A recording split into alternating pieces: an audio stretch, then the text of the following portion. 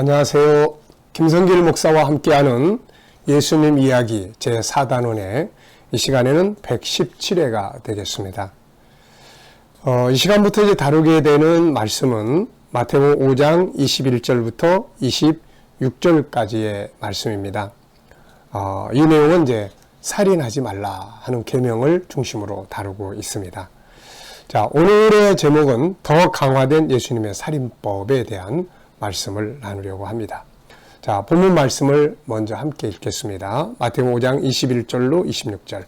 옛사람에게 말한 바 살인하지 말라. 누구든지 살인하면 심판을 받게 되리라 했다는 것을 너희가 들었으나 나는 너희에게 이르노니 형제에게 노하는 자마다 심판을 받게 되고 형제에 대하여 라가라 하는 자는 공회에 잡히게 되고 미련한 놈이라 하는 자는 지옥불에 들어가리라. 그러므로 예물을 제단에 드리려다가 거기서 내 형제에게 원망 들을 만한 일이 있는 것이 생각나거든 예물을 제단 앞에 두고 먼저 가서 형제와 화목하고 그 후에 와서 예물을 드리라. 너를 고발하는 자와 함께 길에 있을 때에 급히 사와라. 그 고발하는 자가 너를 재판관에게 내어주고 재판관이 옥리에게 내어주어 옥에 가둘까 염려하라. 진실로 내게 이르노니 네가 한 푼이라도 남김이 없이 다 갚기 전에는 결코 거기서 나오지 못하리라. 아멘. 지금까지 우리는 예수님의 산상수훈을 지금 살펴보면서 그 중에서 팔복에 대해서 그리고 소금과 빛의 사명에 대해서 정체성에 대해서 그리고 율법의 중요성 하나님의 법이 얼마나 중요한 것인가를 살펴봤습니다. 이제는 그 중요성을 말씀하신 예수님께서 본격적으로 이제 그 십계명을 토대로 해서 계명을 설명해 가시기 시작을 합니다. 그 중에 이제 첫 번째로 다루는 계명이 바로 살인하지 말라는 계명인데 십계명에서는 6번째 계명이 되는 것이죠. 이 살인하지 말라는 계명 여기에 대해서 말씀을 하시고 계십니다. 그래서 이 시간부터는 이제 살인하지 말라는 이 말씀에 대해서 좀 몇 시간에 걸쳐서 함께 나누려고 합니다. 자, 먼저 우리가 기억할 것은 앞에서 말씀드린 우리 G7에서 만들었던 104가지의 계명 기억해 두시고요. 지금은 이제 살인법이에요. 살인하지 말라.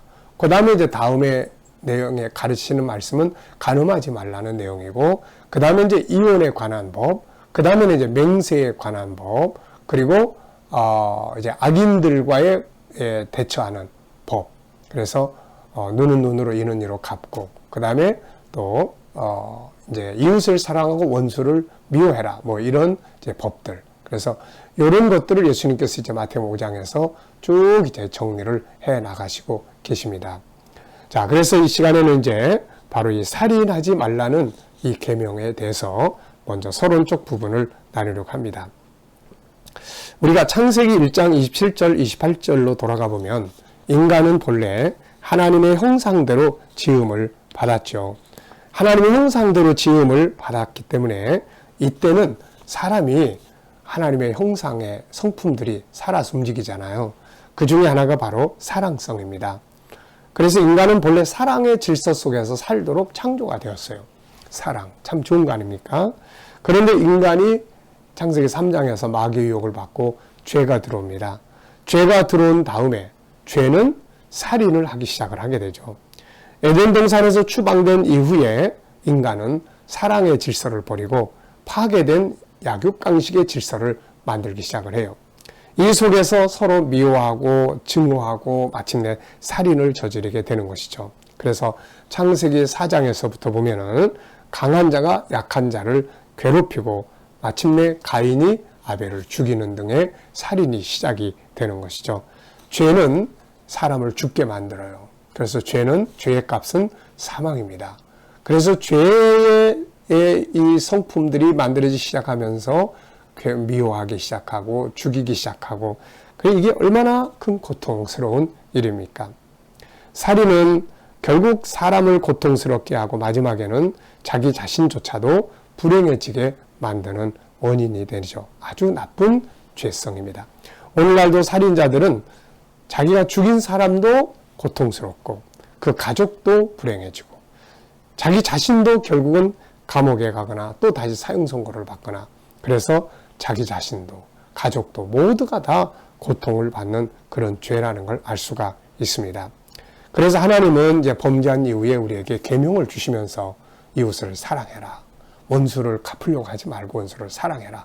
이런 계명들을 주시면서 살인이 얼마나 무서운 죄인지, 그래서 이 살인을 아주 엄하게 다스리는 법을 주셨던 것이죠.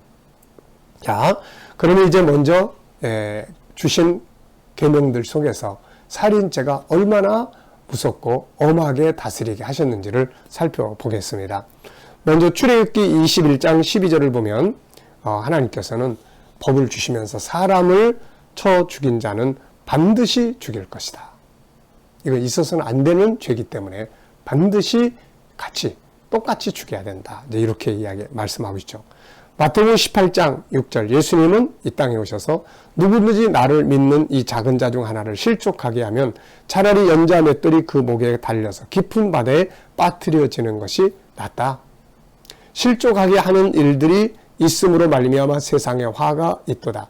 실족하게 하는 일이 없을 수는 없으나 실족하게 하는 그 사람에게는 화가 있도다. 이렇게 말씀을 하시면서 사람 하나를 실족하게 하는 게 얼마나 무서운 죄인지를 말씀하고 있죠. 계시록 21장 8절에는 지옥불 속에 들어가는 자들이 죄목이 쭉 나오는데 보면은 두려워하는 자들과 믿지 아니하는 자들과 흉악한 자들과 그 다음에 나오는 죄목이 살인자들이에요. 그래서 이 살인자들은 결국 지옥불 속에까지 들어가게 되는 영원한 죽음에까지 이르게 된다는 것을 보여주고 있는 것입니다. 살인죄는 이렇게 세상에서도 죽게 되고 결국에는 지옥에 던지게 되는 무서운 죄임을 알아야 되는 것이죠. 그런데 예수님은 이 법을 더 강화시키셨어요.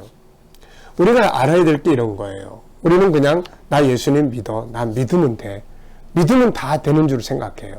근데 믿음은 계명을 온전하게 이루는 것입니다. 그래서 우리가 계명을 통해서 구원을 받는 건 아니에요. 믿음으로 구원을 받아요. 우리는 계명을 100% 완벽하게 지킬 수가 없기 때문에요. 그런데 믿음을 가진 사람들은 이제 사랑의 법을 실천하고 이런 행동을 통해서 하나님의 계명을 완성시켜 나가야 되는 것이죠.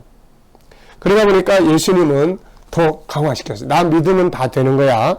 나만 믿고 따라오면은 다 천국도 가고 다 상관없어. 뭐 살인을 하든 뭐 하든 다 상관없어. 이게 아니라 예수님은 나를 따르는 자들의 마음, 법은 더 강화되어야 된다. 그래서 예수님의 살인법은 훨씬 더 강화됐어요. 구약의 살인법은 현장에서 사람을 죽여야만 해당이 되는데 예수님의 살인법은 이렇게 되어 있습니다. 마태복음 5장 21절, 22절을 보면 옛사람에게 말한 바 살인하지 말라. 누구든지 살인하면 심판을 받게 되리라는 것을 되리라 하였다는 것을 너희가 들었으나 나는 너희에게 이르노니 형제에게 노하는 자마다 분노하는 자마다 심판을 받게 되고 형제를 대하여 라가라는 자는 공회에 잡히게 되고 미련한 놈이라 하는 자는 지옥불에 들어가리라. 그러니까 현장에서 사람을 꼭 죽인 게 아니더라도 화를 내거나 분노하거나 라가라 하는 미련한 놈이다 하는 언어폭력들, 이런 것들이 바로 사람을 살인죄와 같이 다루고 있다는 것을 볼 수가 있습니다. 요한일서 4장 15절에도 보면은 그 형제를 미워하는 자마다 살인하는 자니 형제를 미워하는 것이 바로 살인이다 하는 것을 말씀하고 있어요. 예수님은 현장의 직접적인 살인만 말씀하신 것이 아니라 간접 살인을 말씀하고 있습니다. 이 간접 살인이 바로 직접 살인도 이루어지게 만들고 자기 생명을 포기하게도 만드는 결과로 가기 때문입니다. 그것이 바로 분노예요. 그래서 참 이 분노는 우리가 잘 다스려야 될 부분이에요. 이것 때문에 사람을 죽이기도 하고, 그렇죠. 또 언어폭력이에요. 살인이 직접 살인이라면 언어폭력은 간접 살인과 같은 거죠. 오늘날에는 오히려 직접 살인보다는 이 언어폭력의 살인이 훨씬 더 많은 것 같습니다. 부모와 자녀 관계에서, 또 부부지간에, 그리고 친구와 또 친구지간에, 세상 사람들 속에 보면 이 언어폭력이 너무 심각하죠. 그래서 요즘에는 컴퓨터 시대다 보니까 또 댓글 폭력이에요, 이게. 댓글 폭력. 이게 얼마나 심각한지 모릅니다. 사람을 막 공황장애 속에 빠지게 만들고 두려움 속에 빠지게 만들고 공포감에 사로잡히게 만들고 삶을 포기하게 만들고 네. 그래서 우리가 참 이런 것들 하지 말아야 되겠고 조심해야 되겠고 그런 일들을 또 만났을 때는 빨리빨리 상담 조치들을 통해서 문제를 풀어가야 됩니다. 그렇지 않으면 생명을 잃어버리는 위험이 다가올 수 있기 때문에 그런 거죠. 특히 우리가 언어살인 아주 조심해야 하는 것입니다. 이 일을 위해서 필요한 게 뭐예요? 좋은 언어들을 배우고 좋은 언어들을 사용할 줄 아는 훈련들이 필요한 것입니다. 그래서 우리 스스로도 그렇지만 아이들에게도 또 생명의 존엄성 그리고 존중하는 방법들 언어폭력이 얼마나 위험한지들을 바르게 일깨워주는 것이 필요하죠. 자, 그래서 이제 우리가 해야 될 일들이 무엇입니까?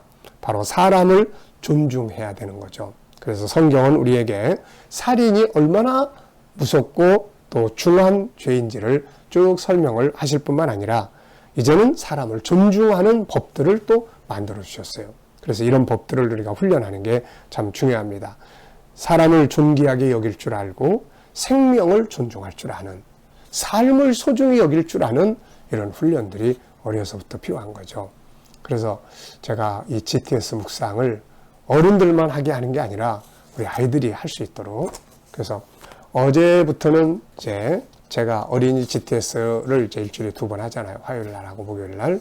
근데 이제 어제부터는 인원들이 더 늘어나가지고 유치부 애들하고 유초등부 애들하고 분리를 했습니다. 그래서 유치부 애들은 유치부에 맞게끔 또 같은 본문을 가지고 이야기를 나누지만 또 우리 유초등부 애들은 좀 더 많은 좀 더 수준 높은 질문들을 통해서 말씀들을 나누고 이렇게 커가면 참 아름답게 커가는 거예요. 말을 교정하고 또 성품을 교정하고 관계를 아름답게 만들어가고 필요하면 상담을 하게 되고 그래서 우리 GTS 묵상 꼭 정착할 수 있도록 그렇게 해 주시기 바랍니다. 자, 생명을 경시하면 안 되죠. 마태복음 16장 26절에 보면 예수님은 사람이 만일 온 천하를 얻고도 제 목숨을 잃으면 무엇이 유익하리요? 사람이 무엇을 주고 제 목숨과 바꾸겠느냐 그랬어요. 레위기 19장 18절에 보면 원수를 갚으라. 그게 아니라 원수를 갚지 말며 동포를 원망하지 말며 내 이웃 사랑하기를 내 자신과 같이 사랑하라. 나는 여호와이니라. 원래 사랑의 법을 주셨기 때문에 사랑할 것을 당부하신 거죠. 예수님이 마지막으로 주신 계명도 뭡니까? 사랑의 계명이에요. 요한복음 13장 34절에 보면 새 계명을 너희에게 주노니 서로 사랑하라. 내가 너희를 사랑한 같이 너희도 서로 사랑하라. 너희가 서로 사랑하면 이로써 모든 사람이 너희가 내 제자인 줄을 알리라. 창세기 1장 27절 28절로 다시 돌아가게 하신 것이죠. 그때는 사랑의 질서가 움직였으니까요. 근데 창세기 3장에 죄 짓고 나서 창세기 4장부터 죽이는 살인이 시작이 되는 거죠. 그래서 이 살인의 죄들을 버리고 사랑의 법을 다시 회복해 가는 것이 신앙이고 우리들이 해야 될 축복의 비결이에요. 그래서 사람을 존중할 줄 아는 법을 배우고 또 사람을 사랑할 줄 아는 방법을 배우고 사람을 용서할 줄 아는 법을 배우고 이렇게 해서 살인이나 또 언어폭력이나 또 무시하고 짓밟는 이런 행동들 하지 말고 정말 사랑의 질서를 다시 회복해가는 이것이 행복과 성공의 비결이거든요. 자, 이 시간 말씀을 여기서 마치겠습니다. 감사합니다.